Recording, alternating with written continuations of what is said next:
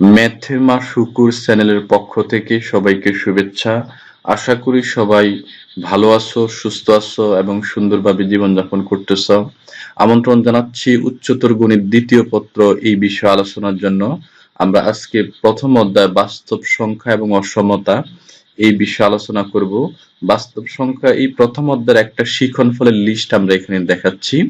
এই শিক্ষণফলের প্রত্যেকটা শিক্ষণফল নিয়ে আমাদের আলাদা আলাদা টিউটোরিয়াল আছে। আজকে আমরা সর্বশেষ শিক্ষণফল যে দুইটা আছে 9 নম্বর শিক্ষণফল এবং 10 নম্বর শিক্ষণফলের উপর আলোচনা করব এই টিউটোরিয়ালে। দুই চলক বিশিষ্ট যোগাশ্রয়ী অসমতা ব্যাখ্যা করতে পারবে, দুই চলক বিশিষ্ট যোগাশ্রয়ী অসমতাকে লেখচিত্রের সাহায্যে সমাধান করতে পারবে। তো আমরা লেখচিত্রের সাহায্যে সমাধান করতে পারবে এই ব্যাপারটার উপরে বিশেষ করে জোর দিব। এখন দুই চলক বিশিষ্ট মানে হচ্ছে এক্স ওয়াই। তার আগে আমাদের প্রতিটা টিউটোরিয়াল যতগুলো প্রায় 9টা টিউটোরিয়াল আছে, 9টা টিউটোরিয়ালে প্রত্যেকটা টিউটোরিয়ালে আমরা যেটা করছি সেটা হচ্ছে এক চলক বিশিষ্ট অসমতা নিয়ে কথা বলছি। কিন্তু এখন আমি দুই চলক বিশিষ্ট এই টিউটোরিয়ালে দুই চলক বিশিষ্ট অসমতা নিয়ে কাজ করব এবং যোগাশ্রয়ী অসমতা মানে হচ্ছে এক্স এর পাওয়ার 1 এবং ওয়াই এর পাওয়ার 1 থাকবে এই অসমতাগুলোতে। এটি হচ্ছে মূলত কথা। তো আমরা প্রথমে একটা এক্সপ্রেশন যদি দেখি, এটা হচ্ছে আমাদের তো মূলত একটা 2x + 3y = 12। এই লাইনটাকে আমি গ্রাফ পেপারে কতভাবে দেখাইতে পারি তার একটা নমুনা এখানে লেখা আছে, less than, less equal, greater than, greater equal. এইভাবে আমি দেখাইতে পারি। তো স্বাভাবিকভাবে তোমরা যারা প্রথম বর্ষে সরল রেখা সম্পর্কিত সমস্যাগুলো সমাধান করছো তাদের জন্য এই সরল রেখাটা, এটা একটা সরল রেখার সমীকরণ 2x + 3y = 12। এই সরল রেখার সমীকরণ গ্রাফ পেপারে অঙ্কন করা খুব সহজ।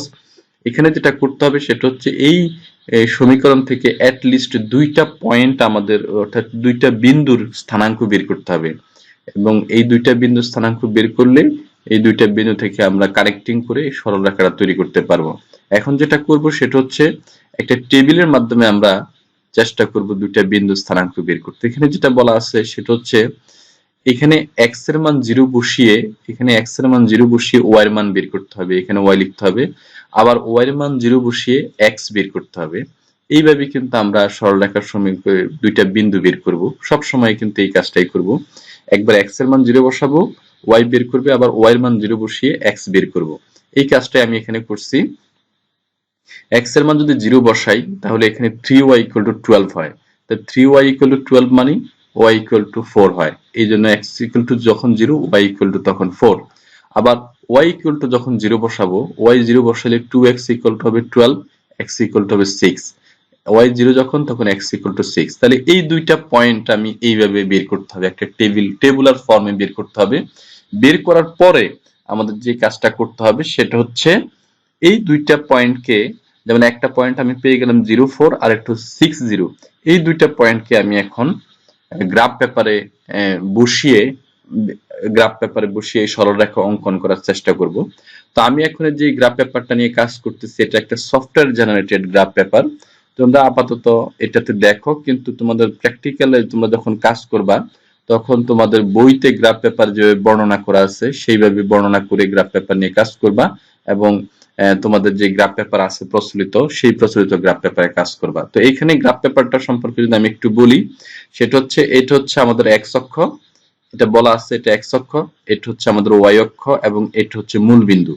এই মূল বিন্দু থেকে আমি যেহেতু 6,0 তাহলে 1 2 3 4 5 6, এইটা হচ্ছে আমাদের x অক্ষের উপর একটা বিন্দু। এই বিন্দুর স্থানাঙ্ক হচ্ছে 6,0। আবার এখান থেকে যদি আমি দেখি y অক্ষ হচ্ছে 1 2 3 4, এটা হচ্ছে 0,4, এই একটা বিন্দু, এই বিন্দু স্থানাঙ্ক আমরা পেয়ে গেলাম। এখন আমাদের কাজ হচ্ছে এইরকম সমীকরণ থেকে একটা সরলরেখা তৈরি করা। সুতরাং এই দুইটা লাইনকে যদি আমি কানেক্ট করি তাহলে এই সমীকরণ দ্বারা সরলরেখাটা নির্দেশ করবে। এটা পরবর্তীতে আমি যে কাজটা করছি সেটা আমি এখন এখানে দেখাচ্ছি, সেটা হচ্ছে এইরকম।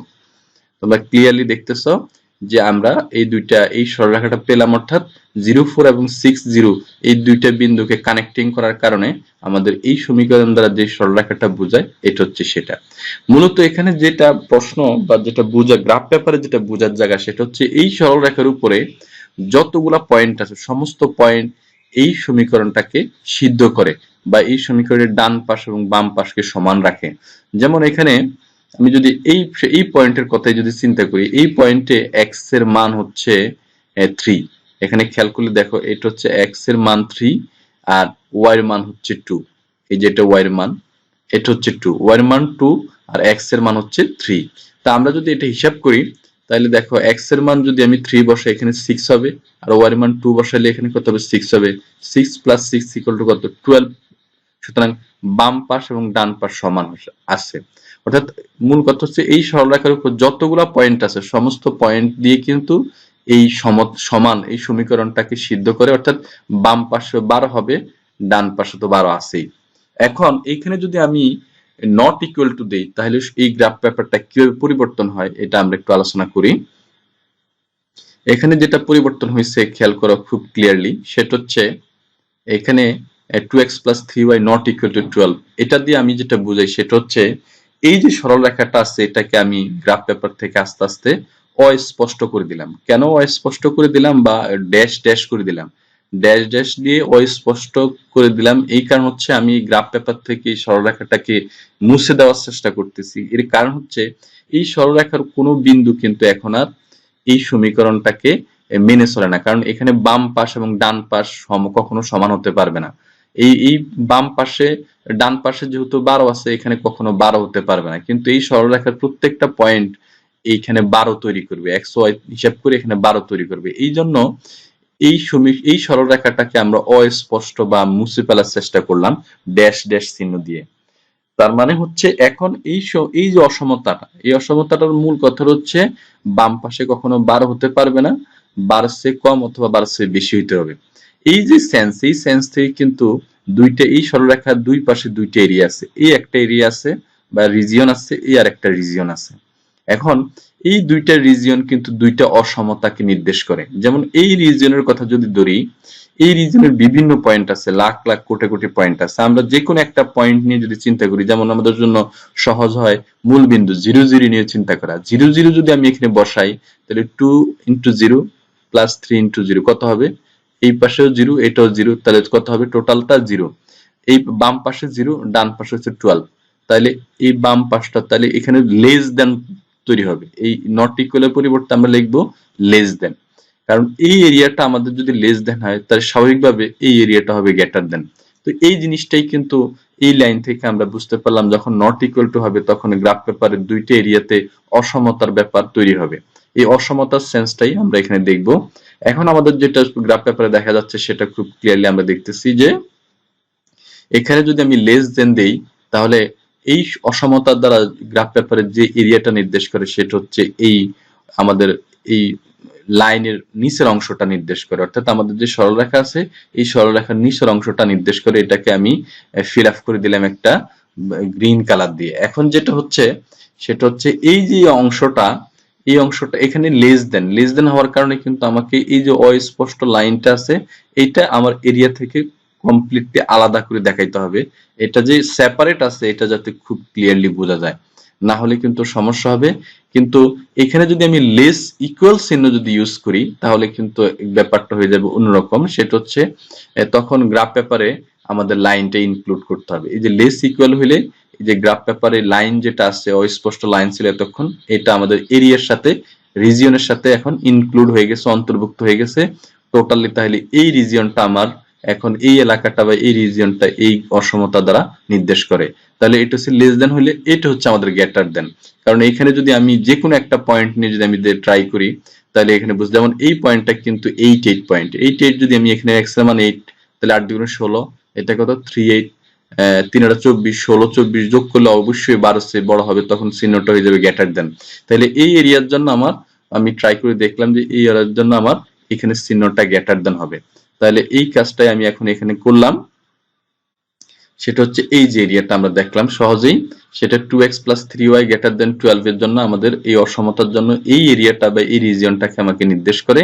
এখানেও কিন্তু আমাকে কেয়ারফুলি চিন্তা করতে হবে যে যেহেতু এখানে শুধু লেস দেন, শুধু লেস দেন হওয়ার কারণে আমাদের যে অস্পষ্ট লাইনটা আছে, এই অস্পষ্ট লাইনটা এরিয়া থেকে একটু সেপারেট রাখতে হবে, আলাদা রাখতে হবে, যাতে যেহেতু এটা লেস দেন, কিন্তু এটা গ্রেটার দেন, যেহেতু গ্রেটার ইকুয়াল টু যদি হয় তাহলে কিন্তু সরল রেখাটা আমাদের এরিয়ার সাথে ইনক্লুড হয়ে যাবে। এটা আমি এখন এখানে দেখাচ্ছি 2x + 3y greater equal to 12। এই যে সরল রেখাটা আছে, এই সরল রেখাটা এই রিজিয়নের সাথে এখন ইনক্লুড হয়ে গেছে। এইভাবে কিন্তু আমরা গ্রাফ পেপারের মাধ্যমে একটা অসমতা কিভাবে বিভিন্ন এরিয়া নির্দেশ করে সেটা দেখলাম। এখন সেম ক্যাটাগরিরই আরেকটা উদাহরণ যদি আমরা রিপিট করি তাহলে আমাদের জন্য একটু সহজ হবে।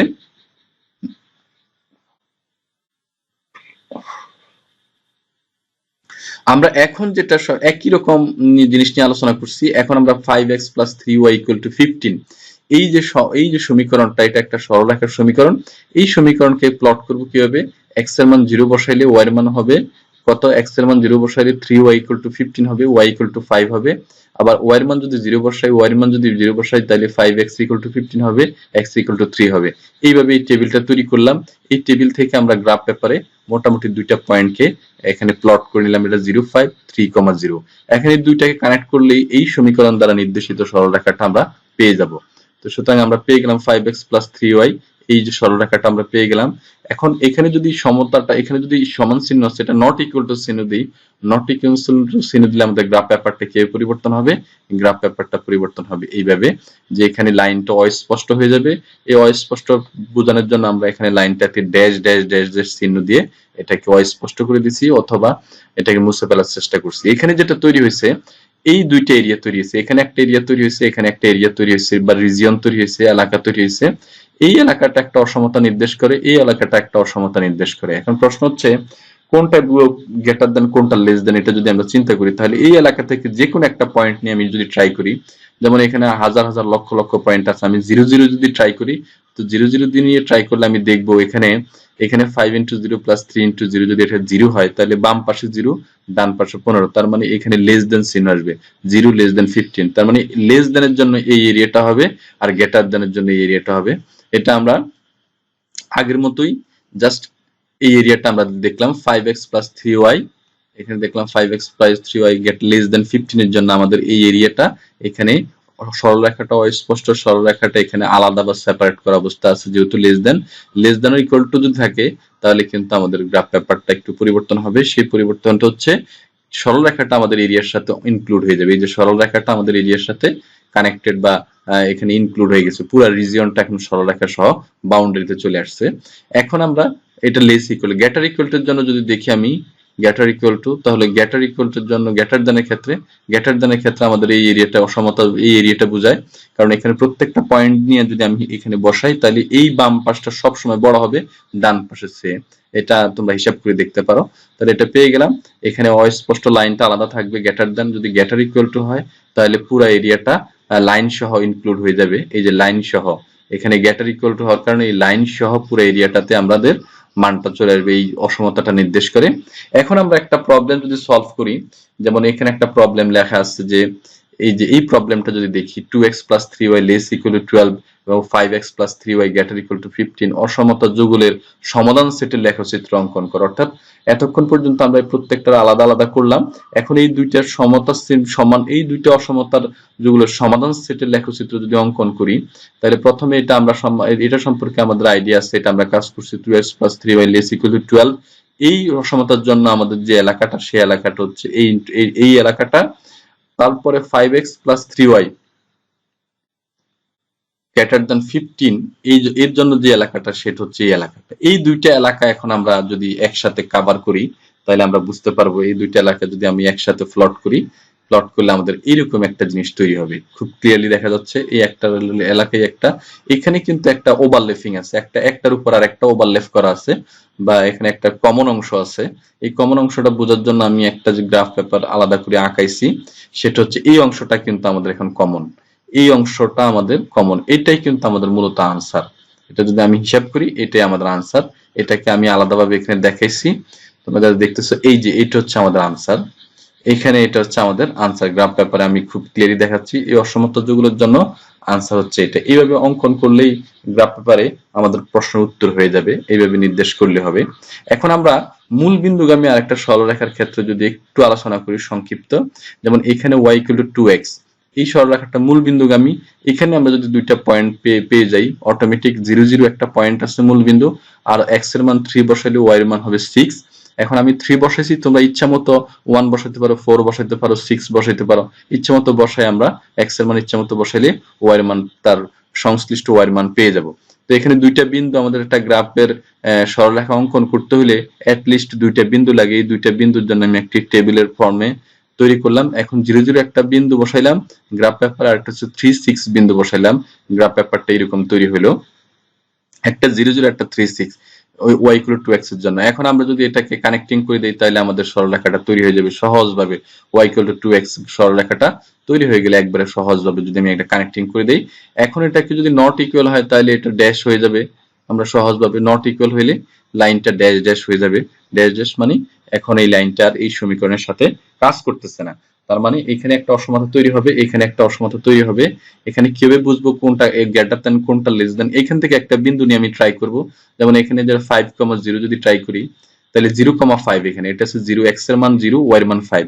x এর মান যদি 0 বসাই, y এর মান যদি 5 বসাই, তাহলে বাম পাশটা গ্রেটার দ্যান হয়, ডান পাশটা লেস সে, অর্থাৎ এটা বড় হয়। তাহলে এটা হচ্ছে y > 2x এর জন্য, এই এরিয়াটা হচ্ছে y > 2x এর জন্য। এখানে আমরা গ্রাফে দেখতেছি y > 2x এর জন্য। এখানে যদি আমি ইকুয়াল চিহ্ন দেই y > তাহলে এই লাইনটা এই এরিয়ার সাথে ইনক্লুড হয়ে যাবে। এই যে আমরা এখন এটা দেখব y > 2x এর গ্রাফটা হচ্ছে এটা, y > 2x এর গ্রাফটা এটা। এখন আমরা লেস দ্যান এর ক্ষেত্রে পুরো এরিয়াটার জন্য আমরা লেস দ্যান যদি চিন্তা করি তাহলে এটা হচ্ছে আমাদের লেস দ্যান, y < 2x, এই এরিয়াটা হচ্ছে লেস দ্যান এর জন্য, একটা অসমতার জন্য। এখানে যদি আমি ইকুয়াল চিহ্ন দেই তাহলে এই লাইনটা এই এরিয়ার সাথে ইনক্লুড হয়ে যাবে। এইভাবে কিন্তু আমরা y < 2x এর জন্য দেখলাম। তো আমরা মোটামুটি এই যে অংশগুলো দেখলাম, এই অংশ থেকে সিকিউ এবং এমসিকিউ দুই ধরনের কোশ্চেন থাকতে পারে। তোমরা যে সিস্টেমে আমি দেখাইছি এই সিস্টেমে অঙ্কন করবে, এবং গ্রাফ পেপারে তোমরা কালার করার ক্ষেত্রে তোমাদের যেরকম ভাবে কালার করা যায়, অর্থাৎ পেন্সিল দিয়ে ডার্ক করে দিবা বা গ্রে করে দিবা, এটা দিয়েই তোমাদের হবে। যেহেতু আমি এখানে সফটওয়্যার জেনারেটেড গ্রাফ নিয়ে কাজ করছি, এই জন্য আমাদেরটা কালার আসছে, এই কালার তোমাদের পরীক্ষায় নাও আসতে পারে। তোমরা তোমাদের মতো করে জিনিসটা চিহ্নিতকরণ অঞ্চল, একটা অঞ্চল চিহ্নিত করতে পারলে মোটামুটি তোমাদের প্রবলেমটার সলিউশনটা সহজে বোঝা যাবে। এতক্ষণ পর্যন্ত সময় দিয়ে যারা এই টিউটোরিয়ালে অংশগ্রহণ করছো সবাইকে অসংখ্য ধন্যবাদ। আশা করি তোমরা সুস্থ এবং সুন্দর জীবনযাপন করবে। আগামী দিনগুলোতে তোমরা এই চ্যানেলের সাথে থাকবে, ম্যাথেমা শুকুর এই চ্যানেলের প্রতি তোমাদের সমর্থন সহযোগিতা থাকবে, এই আশা এবং প্রত্যাশা রেখে আমি আজকের মতো এই টিউটোরিয়াল থেকে এখন বিদায় নিচ্ছি। সবাইকে অসংখ্য ধন্যবাদ। নিয়মিত পড়াশোনা করবা এবং নিজেদের পরিবার আত্মীয় স্বজনের সাথে সুন্দর সম্পর্ক বজায় রেখে চলাফেরা করবে, এই প্রত্যাশা করে আমি এই টিউটোরিয়াল থেকে এখন বিদায় নিচ্ছি। আবারও সবাইকে অসংখ্য ধন্যবাদ।